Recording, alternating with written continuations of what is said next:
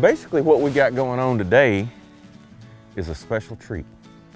This is the way I learned to bass fish. You know, fishing in ponds, small lakes, you know. There are a lot of people out there that don't have a boat, you know, and they spend their time backpacking around and fishing in creeks and small bodies of water. And you know, it's a funny thing, the first bass I can ever remember catching, I caught on a Zebco 33 with a chartreuse spinnerbait. And it was about a 2.5 pounder, and I remember how vividly still in my mind how that thing fought.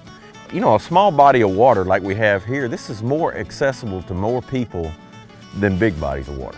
And you know, fishing from the bank, it's just as fun as fishing in a boat.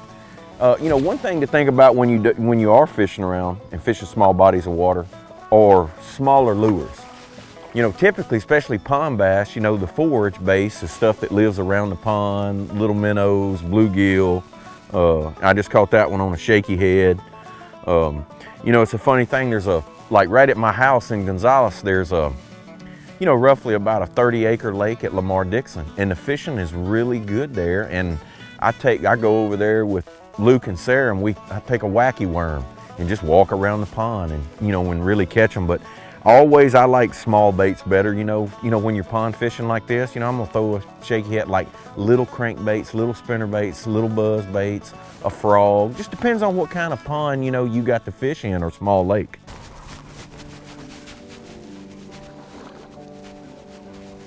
And you know, that's the cool thing about pond fishing, using light tackle. You know, even a small bass is fun.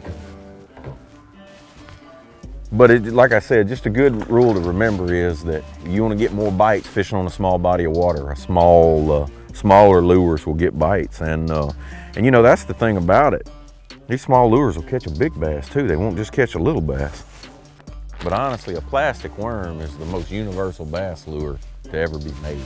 It doesn't matter if you're in New York, Louisiana, or where you are. And you know, basically this is just a jig head. That's an 1/8 ounce jig head with a hook. And I'm Texas rigging with the jig head. So I come down just like you would with a worm hook, pop the hook out, and then spin the head.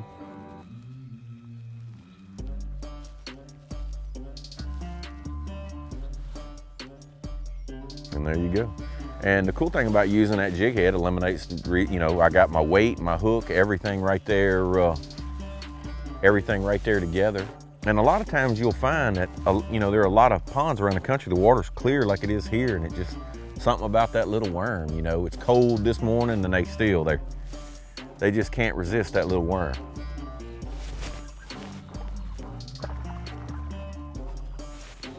And you know, the other thing is, not a better way to get a young person into fishing than fishing on the pond. There are days out there in that boat of sitting all day that you can burn a kid out. Sometimes you catch them out in the middle, you know, depending on the time of the year, and then sometimes you just throw right down, you know, you parallel the banks. I mean, it's just fun fishing, but it's just always a good rule of thumb. A plastic worm, a floating minnow style bait, a topwater bait, and like I said, a spinner bait, you know, especially if you fishing in ponds that have colored water. Pond bass love a spinner bait. And you never know what you're gonna catch in a pond. I mean, a little sac-a-lay. And it's good not to let your pond get overpopulated with these.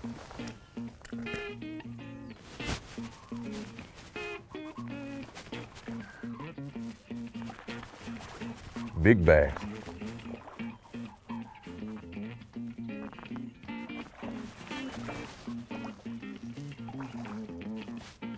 Oh yeah, I got them schooling now. You know, I'm not against using live bait in a pond either.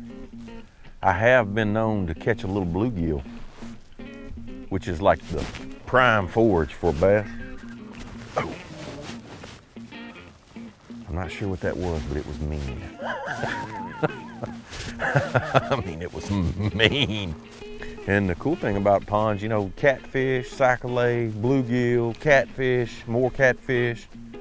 In Louisiana, we have a very unique fish called a shoe pick that also likes to frequent some of these small bodies of water. That's a trophy. You catch a shoe pick.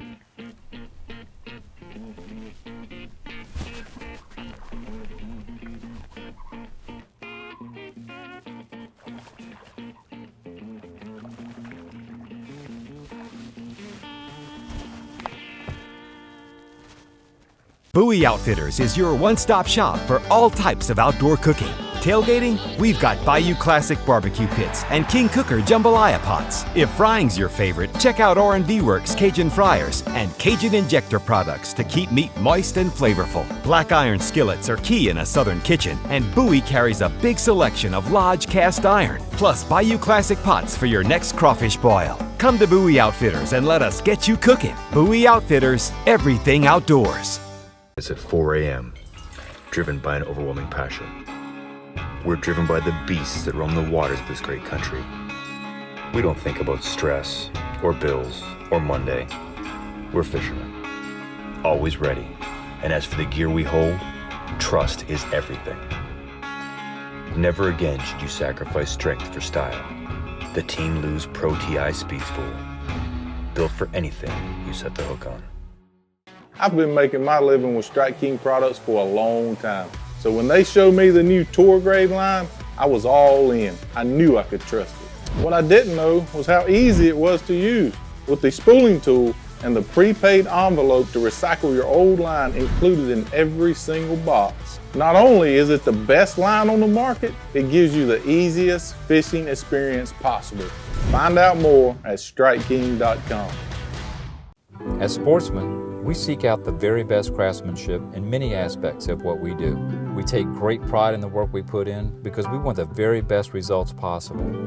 Those same philosophies are how we do things at Smith Shanklin Sosa Law Firm. We craft each case to the individual needs of our client, and we take pride in our work to protect your rights.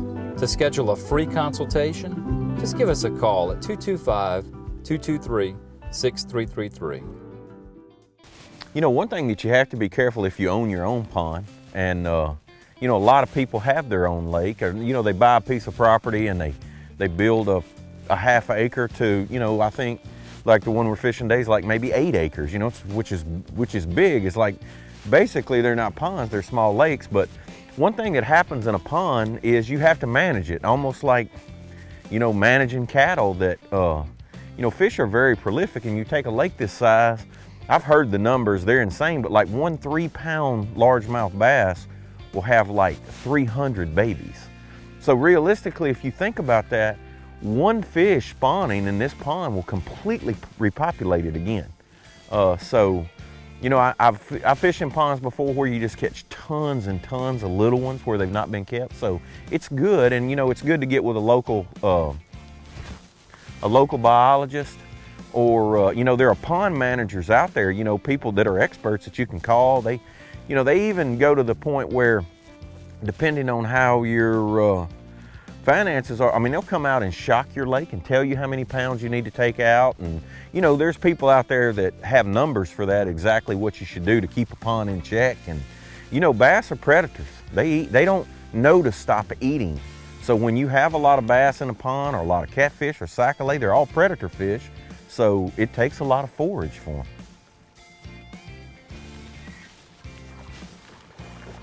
So just like this pond, you know, you can tell it has a huge fish population. And with these smaller fish, they're very good table fare. And again, I feel like when you're keeping a few of them out, you're helping the resource, you're helping the fish that are left, you know, to have more to eat.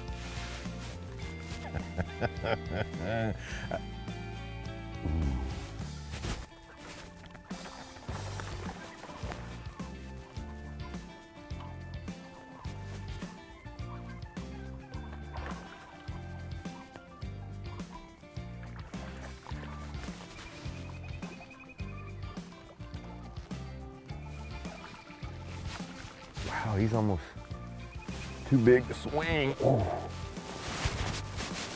You know, this is the deal. This is a pretty fish. This is definitely the size fish that you want to catch and you want to keep in your pond. So by taking those smaller fish out, you're just giving this fish a chance to grow and get bigger. But man, just a beautiful bass. And that's the cool thing about little baits on ponds. You catch big bass with little baits.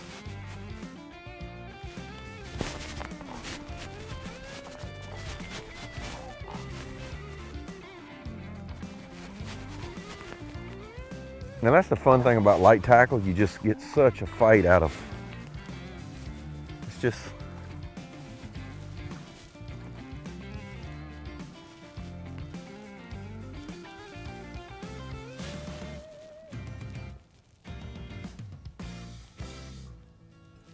I guess you'd say I've aged like a fine wine.